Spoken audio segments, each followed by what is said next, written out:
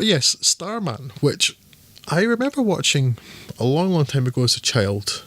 Remember being a bit more science fiction and a bit more magical than it actually is, but also was really surprised to find, because I don't think I was ever aware of until very recently, that it was a John Carpenter film. It's one that sort of passed me by that this was a John Carpenter film, because it doesn't feel or look like a John Carpenter film in many ways. And I suppose that's testament to the fact that the man does have some ability to turn to other genres. So Starman is a weirdly young looking Jeff Bridges, possibly even younger looking than he is in Tron from 2 years before. An absolute aside, but he looks so young, and I think I'm just so used to seeing Jeff Bridges from The Big Lebowski onwards that when I see young Jeff Bridges at all, I'm just horribly reminded of Tron Legacy, and I just don't think he looks real. Yeah. But yes, Jeff Bridges is an alien.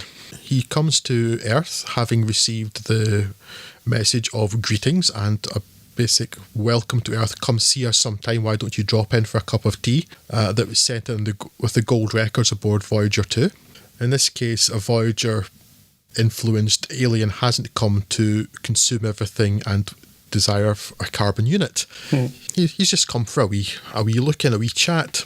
But because every single military person, particularly US military person in every science fiction film ever, is an asshat, they decide that when this probe approaches Earth, the important thing to do is to kill it dead, kill it to bits.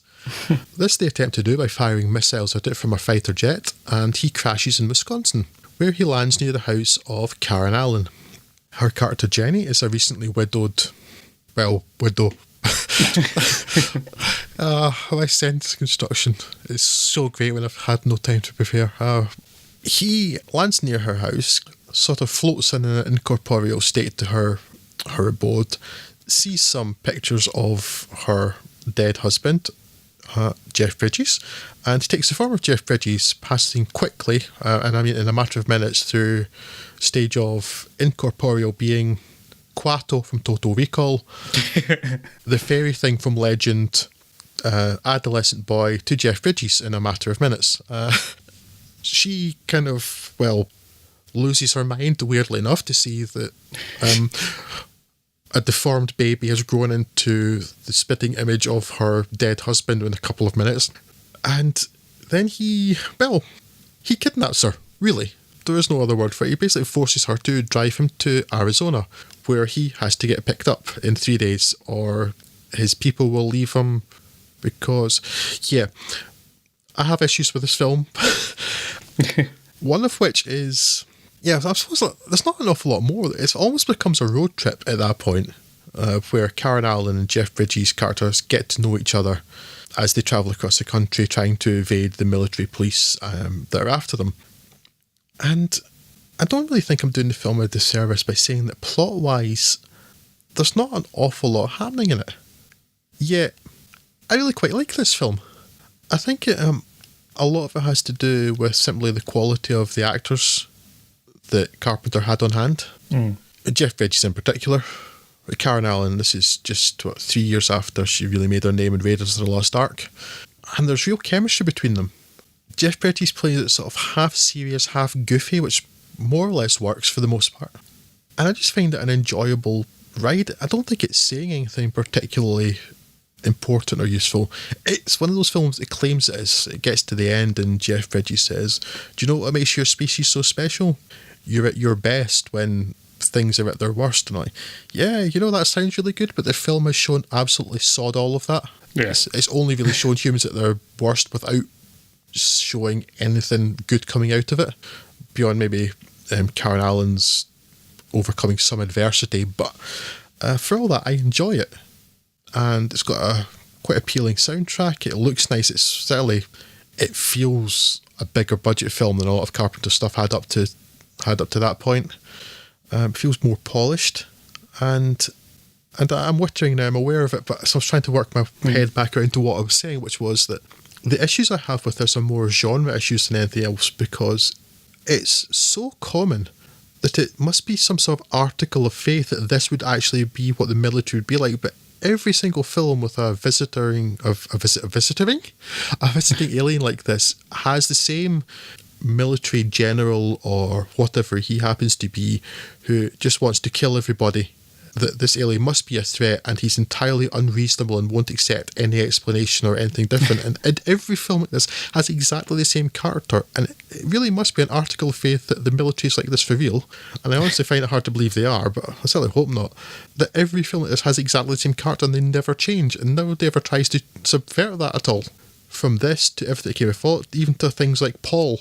Paul didn't even try to subvert that. It just had Sigourney Weaver be that character that you've seen 1,000 times before. Mm-hmm. So with that, and the problem is, like, it's not really showing that humans are good, even though it tries to say it. But it's a fun road movie with Jeff Bridges playing just the right side of not taking it too seriously. I don't know, I'm wittering now. I like this film, which is more than I can say for any other film in this podcast, but Scott, take over for me, please. I know. You know, there's other films I would defend more than Starman. I hadn't seen this. This is perhaps one of the only reasons I decided I wanted to do this podcast, because I hadn't seen Starman, so I thought I'd give that a go, because this is the Academy Award mentioned. Bridges was nominated for an Academy Award here. Well, that seems wholly inappropriate, but again, the Academy Awards bear no relation to reality. But I've got to say, right, the film is basically predicated upon that relationship between Alan and Bridges, and I didn't really like Bridges' performance in this. I'm not 100% sure why at the minute. I think you're probably hitting on something when you say you thought he straddled the line between sort of being just goofy enough, and I thought he went a little bit too goofy. I thought it did kind of undermine the rest of it. I see why the choice was made, but I just didn't get along with it for the most part. Not enough to really spoil the film overall, but it didn't quite sit right from me. It was a bit sort of cut rate Mork and Mindy. I can't argue with that. I really can't, but it's I still find it reasonably enjoyable. I don't disagree with a single thing you're saying there.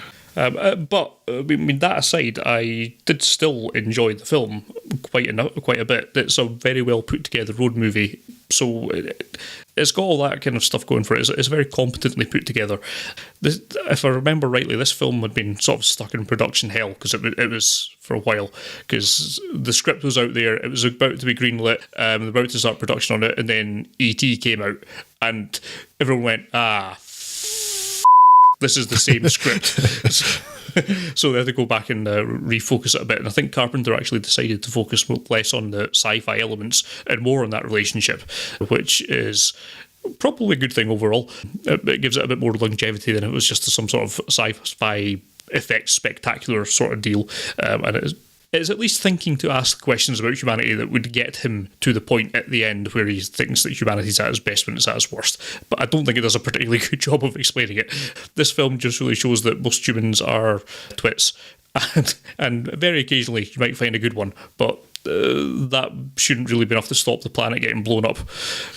Yes, there are other structural issues I have with the film too. I mean, again, it's enjoyable, but it's not by any means a brilliant film, and it's become a road movie, yes, and you say it does focus much more on the relationships and kind of learning about human interactions rather than the sci-fi element of it, which is maybe they just abandon everything else more or less, because they say, right, I've got to get to this place outside Winslow, Arizona, with that massive meteorite crater that's there, in 3 days. Why?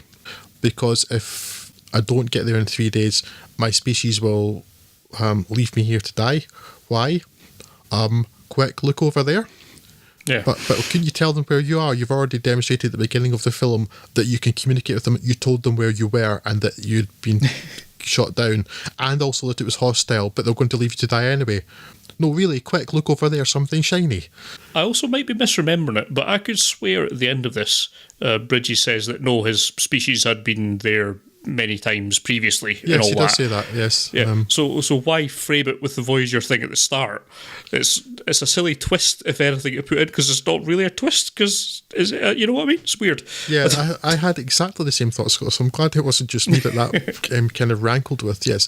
It's like, because they start off in with I've forgotten the guy's name, the guy that plays the SETI man, Sherman, guy that's Oscar in The Untouchables.